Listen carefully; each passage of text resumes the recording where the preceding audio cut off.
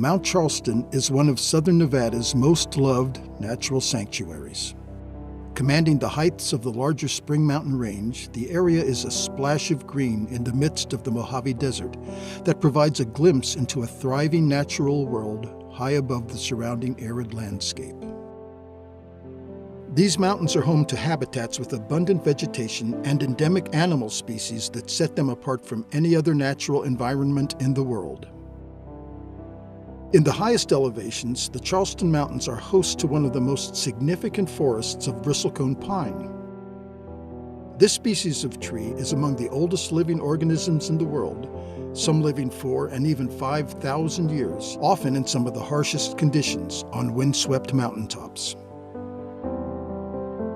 These lush habitats have also provided a sanctuary for some non-native species, such as Nevada's wild mustangs.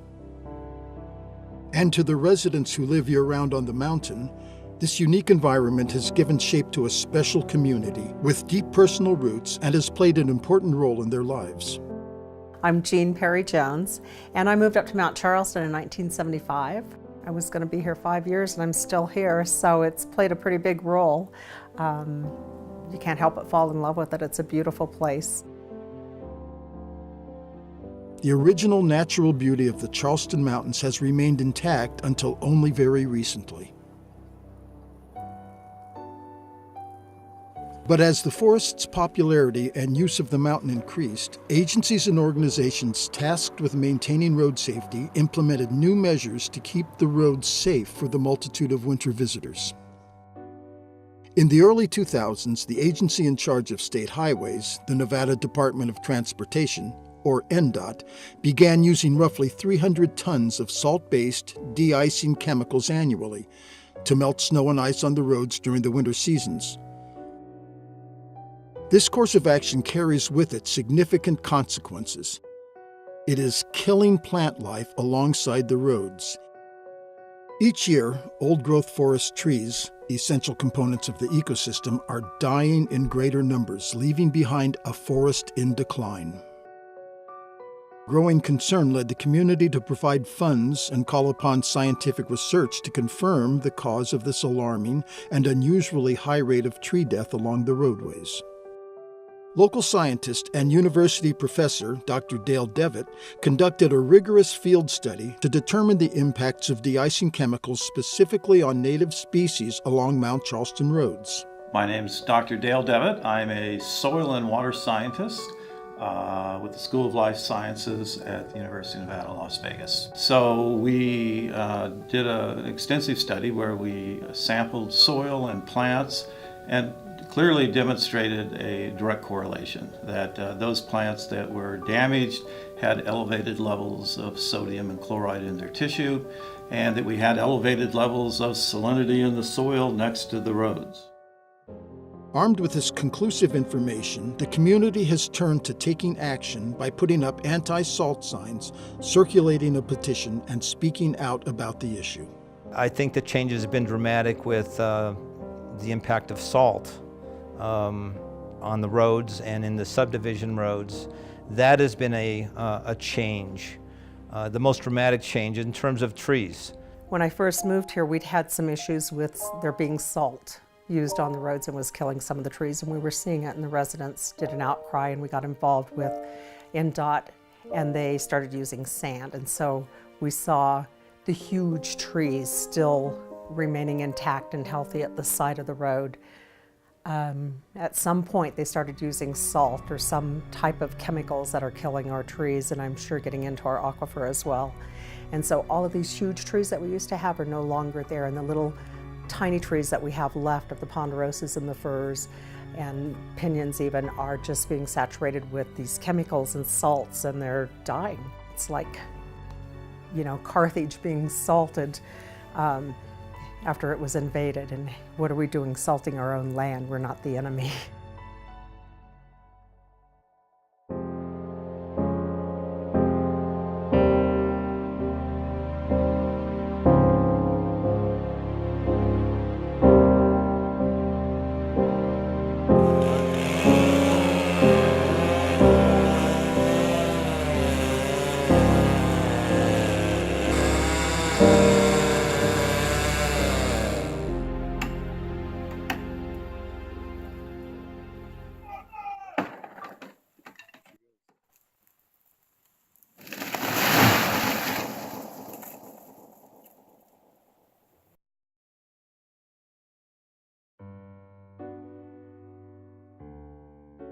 Since the 1990s, community efforts to protect the area from overdevelopment and mismanagement have fortunately included photo and video documentation that today enables us to study changes that have occurred over time.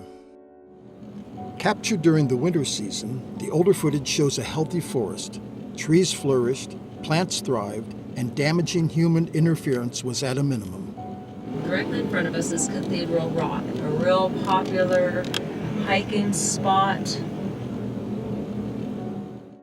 Today, the impacts of salting have become widely apparent. The sight of dead and dying trees shows the poor quality of health along the roadways where de-icing chemicals have been used. Many dead trees have been cut down and removed in a joint effort by U.S. Forest Service, NDOT, and other state agencies at great expense to state coffers and the forest ecosystem.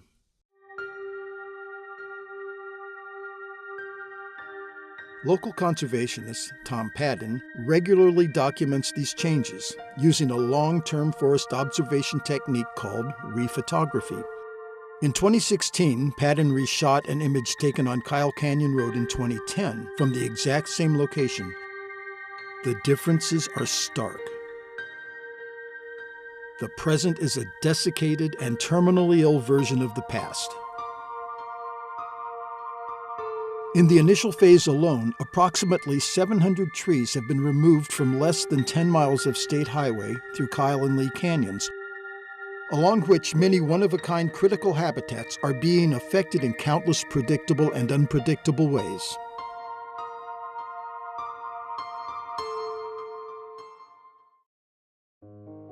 What exactly are these de-icing materials being laid down on the roads? This rock salt basically comes from salt that's harvested off dry lake beds. So it's very, very cheap to access and get. These salts are put down on the roads to lower the freezing point such that they're not frozen and you can drive more safely. But what happens once the snow melts, those salts and the water runs off the roads. You can hike up off of the roadways and you see a fairly healthy forest. But down here where the salt runs, you'll see trees dying. If it's running off of the highway through neighborhoods, you'll see trees dying in neighborhoods too. An abundant species in the ecosystem, the ponderosa pine, has been heavily affected. Many of the ponderosas on Mount Charleston are over 100 feet tall and older than the United States Constitution and Declaration of Independence. If you looked at the ponderosa pine, which were hard hit, they had elevated levels of sodium and chloride and depressed levels of potassium. So we see this sodium-potassium interaction in a very negative way in the case of the ponderosa pine. But the application of salts not only affects the health of the trees, it can affect the community's clean water supply as well. The salt potentially leaching down into the water aquifer, that's another upcoming concern, or certainly on a lot of people's awareness up here at this time. One of the interests we have now is if those salts are in fact making their way down into the groundwater system and the groundwater system charges the springs and creeks, could those salts be pulsed out further into the ecosystem that people aren't thinking about, because right now they're only thinking about along the roadside where they see this damage. Mount Charleston is one of Nevada's most loved natural sanctuaries. But the forest is in decline along the roads and under threat as a whole.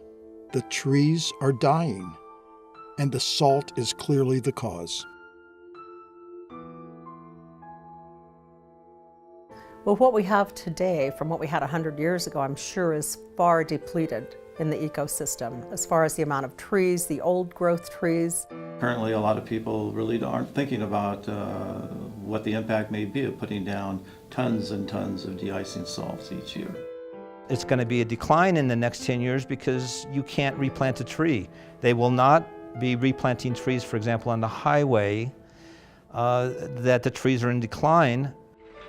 Governmental agencies charged with maintaining the roads and managing the forest are making choices that come with heavy consequences. Well, it's really the big managers that haven't done a real great job. The Forest Service and the Roads Department, the NDOT for Nevada Division of Transportation, they haven't been such good stewards. These agencies seem to be worried about the monetary cost, but fail to consider the cost to the environment.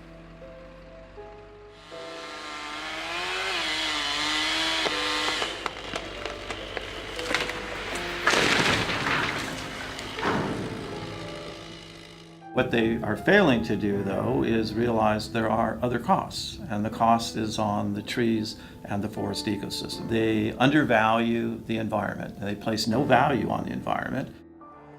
But we can still turn all this around by bringing governmental agencies, the community, and visitors together to implement readily available solutions.